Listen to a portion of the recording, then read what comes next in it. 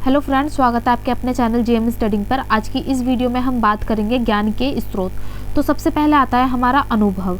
Life में हम कई ऐसे एक्सपीरियंस फील कर चुके होते हैं जिनसे हमें ज्ञान मिलता है। लाइक हम पहली बार कुछ कर रहे हैं, ठीक है, या पहली बार हम एग्ज़ाम देने गए तो हमें कुछ रूल्स वगैरह कुछ नहीं पता वहाँ के, ठीक है। लेकिन जब हम सेकंड टाइम जाएंगे वही चीज़ करने तो हमें सब पता होगा, पहले से हमें उस चीज़ का ज्ञान होगा, ठीक है। सेकंड आता है मूल्य या आदर्श। कई मूल्य और कई आदर्श ऐसे होते हैं जो हमें ज्ञान की नॉलेज देते हैं, ठीक है। जैसे बचपन में हमें हमारी दादी नानी कहानियाँ सुनाती थी और जिसमें क्या होता था, मूल्य या आदर्श होते थे। तो उनसे हमें क्या ज्ञान मिलता था कि हाँ, झूठ नहीं बोलना चाहिए, झूठ बोलेंगे झूठ बोलना पाप है, घड़े के नीचे सांप है, ठीक है। तो ये कहानी हमने सुन रखी है। और जैसे प्यासा कौवा हो गया कि परिश्रम अगर हम करते रहेंगे तो एक ना एक दिन सफल जरूर होंगे। तो ये क्या हो गया, हमें उससे ज्ञान मिला। या आपका कछुआ और खरगोश हो गया, ठीक है, कहानी सुन रखी होगी कि उसमें भी हमें हार नहीं मानना और लाइफ में आगे बढ़ते रहना है, बढ़ते रहना है, ठीक है। तो ये सब क्या है, मूल्य और आदर्श है जिसके द्वारा हमें ज्ञान मिल रहा है। ज्ञान का प्रमाणीकरण। अब ऐसा तो नहीं किसी ने कुछ भी बोल दिया वो ज्ञान हो गया, नहीं।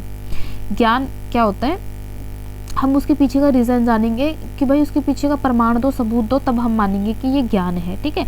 तो अब किसी ने कुछ बोला, हमने उसको क्या करा, पुस्तक में ढूंढा या गूगल पे सर्च किया, अगर हाँ वो है तो फिर ठीक है, वो ज्ञान है। तार्किक ज्ञान। अब कई सारे ज्ञान ऐसे होते हैं जो तर्क के आधार पर मिलते हैं, बुद्धि के आधार पर मिलते हैं, विवेक के आधार पर मिलते हैं हमें, ठीक है।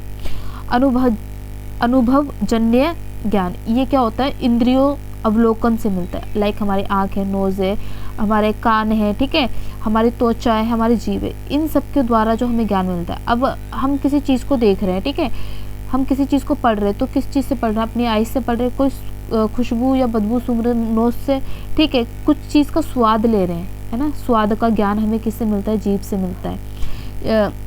हमारे हाथ में कोई कांटा सा कुछ लगा तो इस चीज़ का ज्ञान हमें किससे मिल रहा है, त्वचा से मिल रहा है। तो क्या बोलते हैं, कुछ ऐसे ज्ञान होते हैं जो अनुभवजन्य होते हैं, ठीक है।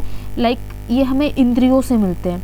अध्ययन और शिक्षा। बहुत सारे अध्ययन और शिक्षा जब हम करते हैं तो हमें ज्ञान मिलता है। समाज और संस्कृति से भी ज्ञान मिलता है ना। समाज में प्रत्येक प्रकार के प्राणी रहते हैं, मनुष्य रहते हैं जो हमें अलग अलग तरीके का ज्ञान देते हैं, ठीक है। संस्कृति, हमारी संस्कृति क्या है उससे हमें ज्ञान मिलता है, ठीक है। प्रकृति से ज्ञान मिलता है। प्रकृति से कैसा ज्ञान मिलता है कि एक फूल है, वो कली से फूल कैसे बनता है वो हमें प्रकृति बताती है। या प्रकाश संश्लेषण है वो कैसे होता है, प्रकृति के माध्यम से होता है, ठीक है। तो उससे हमें वो ज्ञान मिलता है। विज्ञान और शोध से मिलता है ना। विज्ञान हमें नए नए ज्ञान देती है और कुछ ऐसी चीज़ें होती है जिसमें शोध कर कर हम ज्ञान का पता लगा सकते हैं। धर्म और दर्शन से भी हमें ज्ञान मिलता है। तो ये था आपके ज्ञान के स्रोत, ठीक है। अब हम इसी में जल्दी से कर लेते हैं वैलिडेशन ऑफ नॉलेज, ज्ञान का मान्यकरण, ठीक है। ये आपका एक टॉपिक है जिसमें इंडिया और वेस्टर्न पर्सपेक्टिव दे रखे हैं। इंडिया में क्या है, पहला तो आपका जाएगा प्रमाण, कि कोई चीज़ है हमारे पास, हमारे सामने, तो हम उसको क्यों माने कि वो ज्ञान है, उसके पीछे का हमें प्रमाण चाहिए, उसके पीछे की यथार्थ चीज़ चाहिए, उसके पीछे की वास्तविकता क्या है, पहले हम वो जानेंगे। क्या वो न्याय संगत है या नहीं है, वो जानेंगे, ठीक है।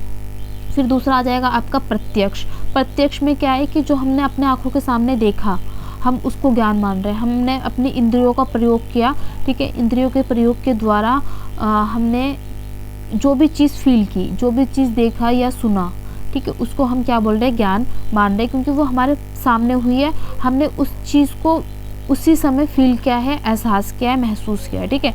अनुमान क्या होता है, कई बार ऐसा होता है कि हाँ आज बारिश आएगी, तो ये हमारा अनुमान है, अनुमान के आधार पर ज्ञान होता है। पुराने टाइम पे तो खैर सब लोग बता देते कि अभी इतना मौसम देख के या सूरज देख के जो भी है टाइम वगैरह वो सब बता देते, तो वो किस चीज़ के आधार पर बता देते हैं, अपना अनुमान के आधार पर बता देते हैं कि हाँ अभी इतने बज रहे होंगे या आज बारिश आएगी, ठीक है। उस टाइम पे तो कोई विज्ञान भी नहीं हुआ करता था, तभी वो बता देते थे कि इतने ग्रह है, ये नक्षत्र क्षेत्र इधर है, ये इधर है, ठीक है, और आज तूफान आएगा या आज बारिश आएगी। पहले के टाइम पे सब लोग ये चीज़ बताते थे, किसके आधार पर बताते थे, अनुमान के आधार पर।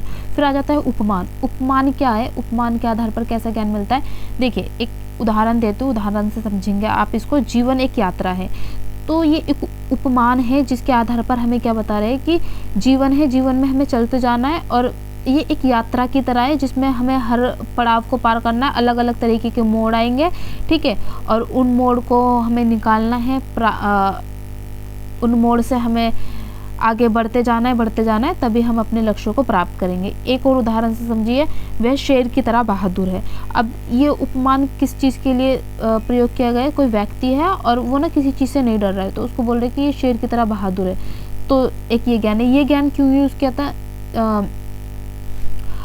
किसी चीज़ को अच्छे से समझाने के लिए इसको यूज़ करते हैं। अगला है शब्द। शब्द कैसे ज्ञान प्राप्त करवाता है? लाइक बहुत सारी पुस्तकें हैं, उनमें गांधी जी हो गए, आपके नेहरू जी हो गए, या रविंद्रनाथ टैगोर हो गए, इन सब ने क्या किया है? कुछ शब्द लिखे हैं, और उन शब्दों के माध्यम से हमें क्या मिल रहा है? ज्ञान मिल रहा है। या वेद हो गए, वेदों के माध्यम से हमें ज्ञान मिल रहा है। तो वेद भी तो शब्दों में लिखे गए ना किसी ने तो उनको उन शब्दों को लिखा होगा, तभी क्या हो रहा है? हमें ज्ञान मिल रहा है। अब वेस्टर्न जो पर्सपेक्टिव है वो क्या बोलता है? अनुभूति। हम जो फील करते हैं, हम जो महसूस करते हैं, ये अनुभूति और अनुभव सेम है, ठीक है। तो उसके आधार पर हमें ज्ञान मिलता है। फिर अनुमान, वही आ गया, अभी बताया था, ठीक है। तुलना, कंपैरिजन कर कि क्या अच्छा है, ये तुझसे अच्छा वो है, और उससे बेटर करने के लिए क्या करना होगा, तो उसके आधार पर टेस्टिंग परीक्षण के आधार पर हमें ज्ञान मिलता है। तो ये आपके ज्ञान के नॉलेज और ज्ञान की वैलिडेशन थी, ठीक है। Thank you.